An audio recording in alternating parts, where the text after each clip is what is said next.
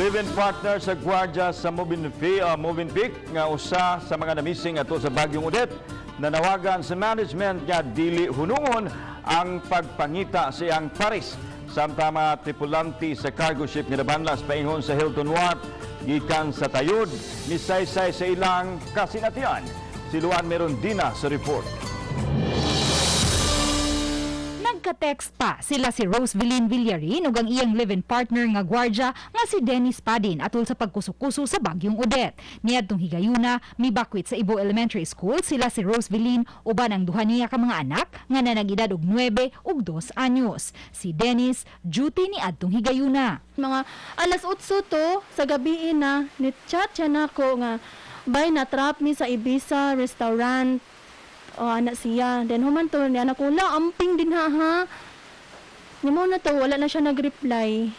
Nadistino sa Tower 3 si Dennis. Apan gipatabang siya uban ang 5 ka mga gwardya ug usa ka K9 handler sa paghipo sa mga butang sa kananan. Nakalingkawa sa kalautan sila si Jade Anunsaon, Andrew Baroro ug Alfredo Cuano. Gikatahong nakalas ang gwardya nga si Glugin Angko.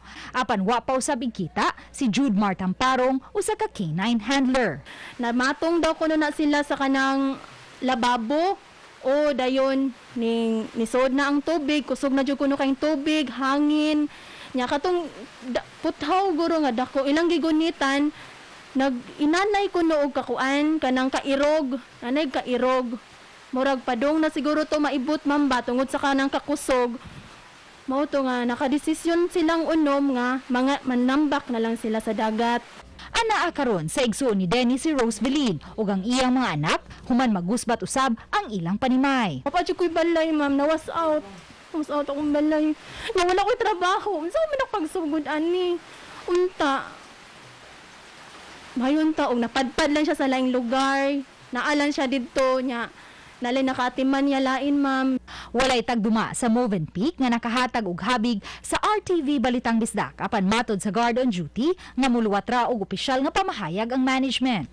Sa nangalimbuwad ug nangalumping nga mga sakinan ug pagkagusbat sa Hilton Wharf nga tapad lang sa Movenpick, dayag kaayo ang kabangis sa Bagyong Udet ug nadagsa paingon sa Ibiza sa Movenpick ang usa ka cargo ship.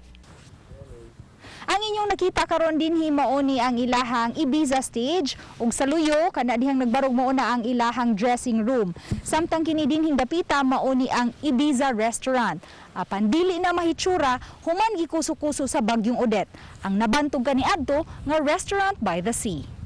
Luwas ra ang kapitan sa Fortune Express nga si Ulysses Mingito uban ang 16 ka mga tripulante. Nag-angkurahe sa tayod ang ilang cargo ship dihang misud ang bagyo. Makaingon jud ko nga grabe ang mo nagyan nga sinati atong balora kay mo ang inclination sa mo ang kwan kay mabot mag 30 to 40 degrees. So pasalamat lang ko nga kiniramay na ko na mo wala may casualty. Kay siguro sa pag kung nasigi pa mig kuan sa balon ma'am pagigabay ay siguro mataob mi atong higayon na. Gibutangan na og spill boom ang palibot aron dili maanod ang krudo niini. Pero so para wala may ingon nga naabot sa layo kaya mo naman ang gamitan og absorbent pag nya bawat lihok na mo diri ma'am kay kuan mo pud sa Coast Guard kanang mo tahibalo mi sila ha. Uban ni Marlon Melgazo, Luan Merondina, Balitang Bisdak.